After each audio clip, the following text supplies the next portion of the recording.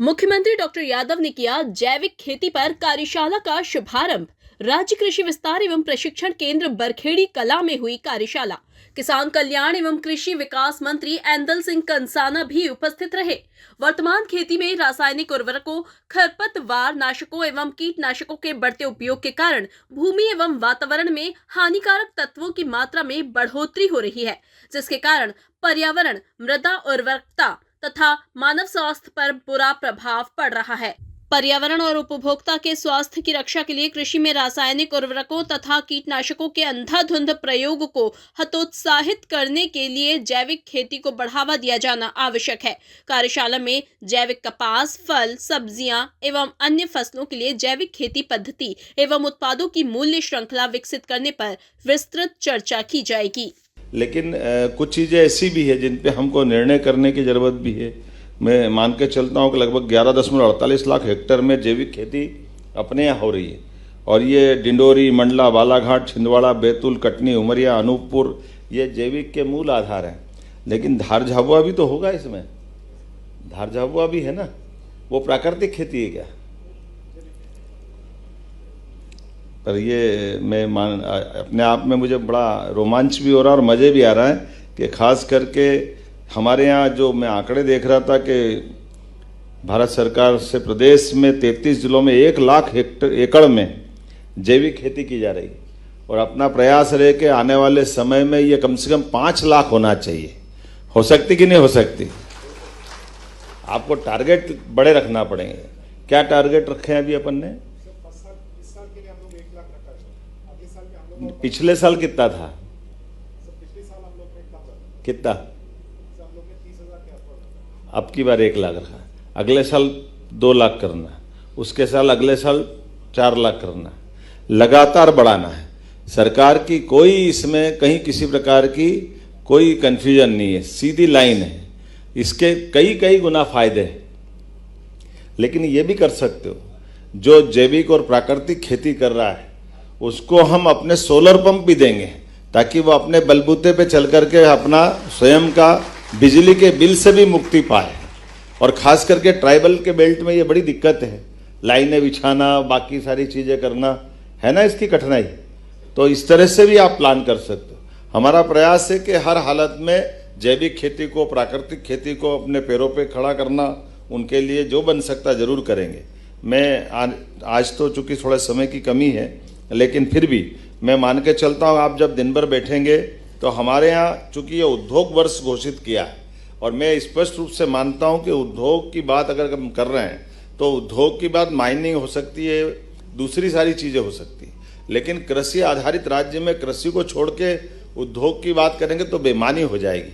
हमको अगर इस भाव से सोचना है तो आने वाले समय में हमारे अपने ये चारों क्षेत्रों में, खास करके मध्य भारत, महाकौशल, मालवा और चंबल, इसके बेल्ट में हमारे ये पूरे साल का प्लान बनाएं और कमर से, जैसे पिछली बार हमने इंडस्ट्रियों की बात की, इस बार शुद्ध रूप से कृषि आधारित उद्योगों की बात करेंगे। उसको नीचे तक कैसे फैलाएं, कैसे बढ़ाएं, कहाँ तक ले जा सकते हैं उस तरह से।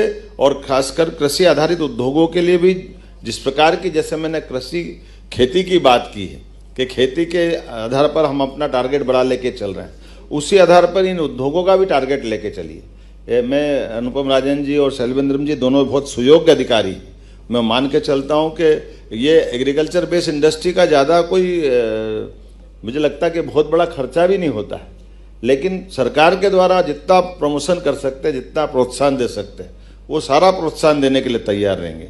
और नवीन तकनीकों के बलबूते पर जिनमें हमारी खेती के आधार पर कृषि की उत्पादकता का फर्क पड़े, लेकिन ये बात भी सही है कि जो हमारी प्राकृतिक व्यवस्थाओं पे भी दोनों का तालमेल करते हुए अभी कितनी अच्छी अच्छी प्रकार से वहाँ आपके स्टॉलों पर देसी हल्दी की और आमा हल्दी की क्या क्या तरीके निकाल दिए हैं। तो नवीन तकनीक के आधार पर उन्नत बीजों की स्थिति बने, लेकिन खेती का तरीका अपना जैविक ही रहना चाहिए, उसमें केमिकल को हतोत्साहित करें। और कोई कोई गांव या कोई ब्लॉक भी ले सकते हैं तो उस गांव या ब्लॉक को भी हम प्रोत्साहन देंगे, जिलों को भी प्रोत्साहन देंगे कि उस जिले में हम अब 2-4-10 बच्चे हैं उनको भी प्रेरित कर दें तो एक आदर्श जिला, आदर्श ब्लॉक, आदर्श गांव बने। ये लगातार बढ़ाने की जरूरत है। मध्य प्रदेश सरकार किसानों की आय बढ़ाने के लिए खास करके हमारे अपने राज्य के अंदर सभी प्रकार की संभावना जिसमें जैविक खेती, प्राकृतिक खेती को बढ़ा करके किसानों की आय बढ़ाने के लिए और दुनिया के लोगों का स्वास्थ्य अच्छा रखने के लिए मध्य प्रदेश से वैसे भी फूड बास्केट है लोगों का, खासकर कृषि में जो मध्य प्रदेश का अपना योगदान है वो किसी भी राज्य से सबसे ज्यादा है। ऐसे में हमारी खेती में कम से कम रसायन का उपयोग हो, जैविक को प्रोत्साहन देकर के निर्यात में बड़ी भूमिका अदा कर सकते हैं। अब तो जैविक कॉटन की बहुत जबरदस्त मांग है। ऐसे में इन सारी बातों को प्रोत्साहन देने के लिए पूरे वर्ष का कार्यक्रम बनाने के लिए मैंने विभाग से कार्यशाला आयोजित करने का कहा था और वो कार्यशाला आयोजित करके आने वाले समय में कृषि आधारित नए उद्योगों की श्रृंखला प्रदेश भर में तैयार हो। जैविक खेती, प्राकृतिक खेती को प्रोत्साहन देने के लिए जैसे पिछली बार 30,000 हेक्टेयर का इसमें टारगेट था, अब की बार हमने कहा कि 1 लाख तक बढ़ाइए और 5 साल में इसको 5 गुना करना है। कुल मिलाकर के हम अपने उद्देश्य की प्राप्ति करें। मैं अपनी सरकार की ओर से कह सकता हूँ कि ये हमारा कृषि आधारित किसानों का राज्य है। किसान, महिला, गरीब, युवा सभी को एक तरह से खेती के आधार से ही सबकी प्रगति संभव है। तो इनकी उन्नति जितनी अच्छी हो सकती, जो हो सकता वो सरकार सब करना चाहेगी। सबकी बेहतरी के लिए सरकार लगातार काम कर रही है। यशस्वी प्रधानमंत्री का स्वयं आगमन हो रहा है। ऐसे में हम उद्योग की बात अगर कर रहे हैं तो उसका बेस कृषि आधारित उद्योग की बात भी हम भूल नहीं रहे।